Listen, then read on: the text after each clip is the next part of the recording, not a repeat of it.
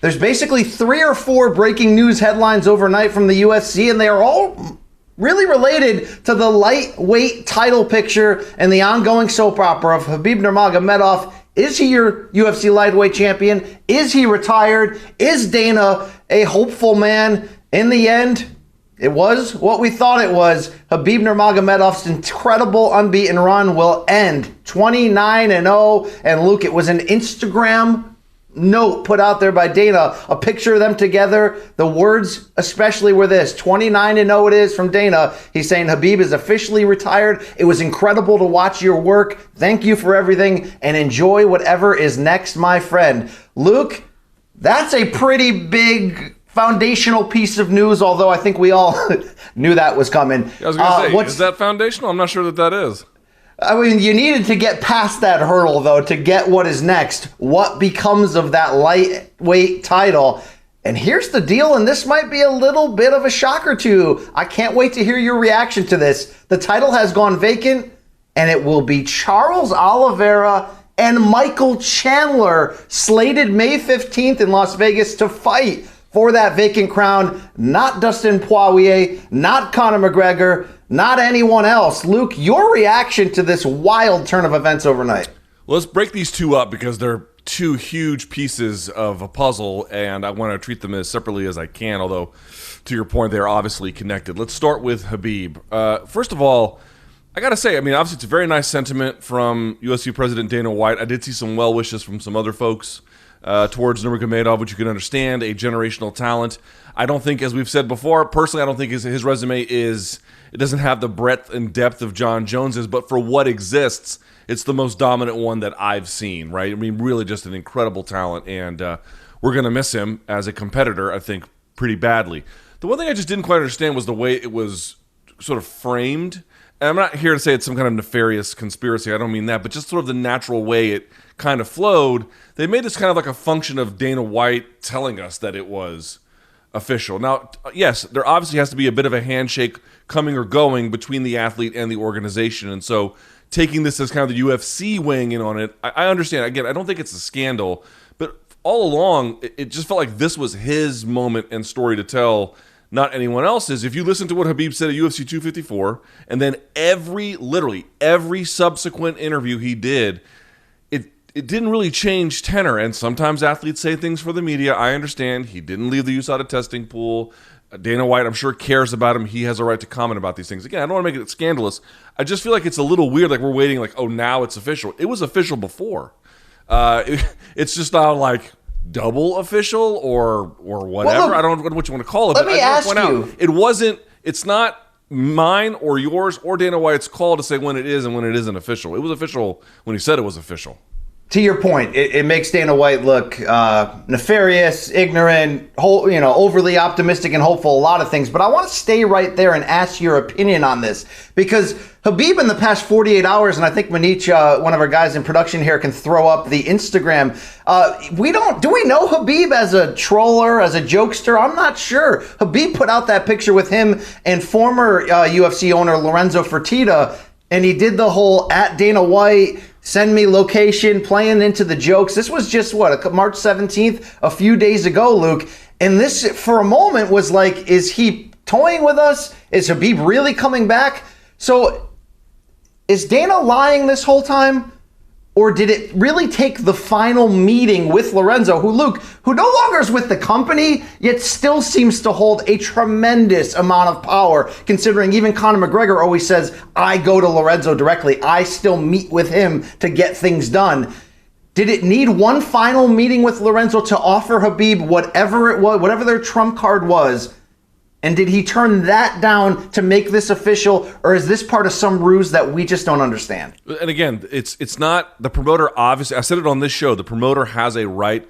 I don't know of a responsibility, but if they feel like they want to get a guy out of retirement, whatever else they say about the necessity of retirement, especially one like this who was undefeated, I think we can understand that. I don't think there's anything wrong with that. So it's not even like it's not even about like being upset at Dana White or something. It's just the way we converse about it. I just feel like we should police our own framing and language around it to more accurately reflect what the situation probably was. And listen, we're working off a lot of speculation here too. Who knows why he made that Instagram message with Lorenzo? To your point, was there a dinner where he was offered a final, lucrative way to perhaps clear a hurdle?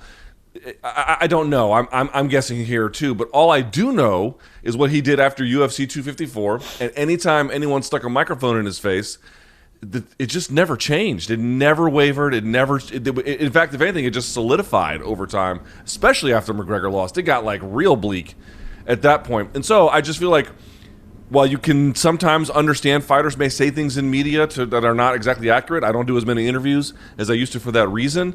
This always kind of felt authentic. That moment at 254 felt authentic. So, listen, I understand UFC trying. It's okay. But let's just be honest about it. That was like a last-ditch effort that was not the confirmation of his retirement. When Khabib said it, that's the confirmation of his retirement. All right, let's stay with Khabib. I want to jump to all the other stuff that's linked to this, but this is obviously huge news just in itself, even though we already felt like we knew it to be true. Look, we talked about Marvin Hagler passing away, the great boxing middleweight champion, and one of the big themes was him doing it his own way, the conviction. He thought he got screwed on the cards against Sugar Ray Leonard. He just walked away from the damn sport, went to Italy, made movies, probably slayed Luke. Let's be honest with that. But the key point was there's a man of conviction. We held so much respect for him. How much respect do you have for Khabib to not just decide to walk away at the absolute peak of his powers, pound for pound number one, unbeaten, which nobody does at this level in this sport, and then let's guess surviving multiple attempts from the UFC to probably back the Brinks truck up to him and say, what's your price? You are a man who doesn't suffer fools, doesn't get swayed by flashy packaging like I do. How much do you respect in the end this move by Khabib? Totally. I mean, StPierre actually said something I disagree with. He was defending Khabib. He was saying something like, UFC wants a fighter to go past when they're comfortable with it because, they want the fighter to go out on the UFC's terms and not theirs. Well, of course, I think any organization probably would. It's up to the fighter to resist it. So for that reason, I really admire the principled stance it appears that Khabib has taken. And listen, if he wanted to come out of retirement and fight because that was more important for him too, I would have respected that just the same. But if he's sticking to what he initially had suggested was his future, then even more so. But StPierre had said something like, they want you the title to be handed to another fighter by virtue of one beating the other. They want that talent to be, the halo to be transferred to the next generation of talent. And I got to tell you, wouldn't you, if you worked for the UFC? It's a lot better for their division, frankly, for the sport's sake to a degree, that the title neatly passed through the hands of fighters, not so much back to the promoter. Then the promoter has to restart things out of a whole cloth. And listen, this is a great situation at lightweight. We're going to talk about this amazing fight. But actually, I'll defend the UFC there and Dana White to an extent there. Yeah, it's a lot better when that happens. Khabib doesn't have to take part in it, but I understand both parties here when it comes to that particular circumstance. And again, finally on Khabib, no one walks away, again, at the peak of their powers with so much left in the tank. It's so rare in the sport. Rocky Marciano, but even he was maybe closer to the end than the beginning. Khabib, it just seemed to get better with each fight. So you mentioned, in your personal view, maybe Jon Jones is still the GOAT for you, and I tend to agree with that across the board. But look, you can't argue with what Khabib has done, even though injuries, layoffs, the inability to fight a full 12-month campaign due to his commitment to Ramadan. We may have never seen Khabib against everyone we wanted to. The Tony Ferguson soap opera was its own chapter in UFC history. But I don't think we can argue this unless you want to argue it with me. If your belief is he's the best fighter we've ever seen, the proof is kind of in the pudding, Floyd. I mean, Luke, go back and watch that tape. He lost a round to Conor. Yeah, he lose a round to Gaethje when he was getting kicked in the legs? Maybe we can conspiracy theory that Gleason Tebow got robbed on a couple of those cards for good wrestling. Maybe Michael Johnson hit him with one clean punch in round one. Outside of that, the Schmesh factory was open 24 hours a day. And if you think he's the GOAT, I'm really not going to argue with you.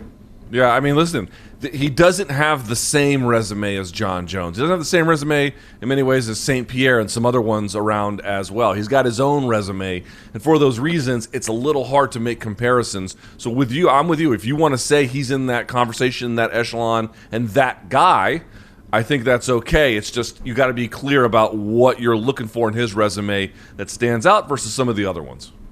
Yeah, I mean, if you want to say Kurt Cobain was the greatest rock star of all time, well, the resume is shorter than the others, Luke, okay? And Courtney Hole was kind of a dirt hole, so that's another side topic for another day. To close again on Khabib, I keep saying this, but he also put out an IG, which he said, it was a good dinner with some great people. At Dana White, thank you so much, brother, and the entire UFC team for the opportunity to prove myself. You guys have changed many lives forever because of this sport. And Dana, I'll never forget your attitude towards me. My father did not forget, and my sons will remember you. Today there was a real conversation between real men. Thank you all to my team, sparring partners, and fans. I hope you will accept my decision and understand me. Khabib, look, we've got nothing but respect for you. The way you've handled and carried yourself, the way you've destroyed opponents in the cage. A special career comes to an end. This is not just another streaming app. This is football, and this is the best of CBS Sports on Paramount Plus. Live sports, breaking news, and a mountain of entertainment. Now streaming.